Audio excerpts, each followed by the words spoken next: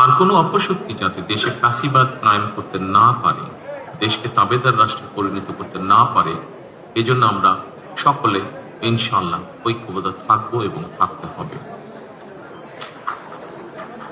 জামাতে ইসলাম, এনসিপি, ইসলামী আন্দোলন বাংলাদেশ, জমিয়তুল ইসলাম, গণ অধিকার পরিষদ সহ 51টি রাজনৈতিক দল এই নির্বাচনে অংশগ্রহণ করেছিল। জাতীয় নির্বাচনে অংশগ্রহণকারী প্রতিটি রাজনৈতিক দলকে আন্তরিক অভিনন্দন জানাই। গণতান্ত্রিক রাষ্ট্র এবং রাজনীতিতে রাজনৈতিক দলগুলো মূলত গণতন্ত্রের বাকি ঘর। সরকার এবং বিরোধী দল যে যার অবস্থান থেকে দায়িত্বশীল ভূমিকা পালন করলে অবশ্যই দেশে গণতন্ত্র প্রাতিষ্ঠানিক রূপ পাবে বলে আমরা দৃঢ়ভাবে বিশ্বাসী।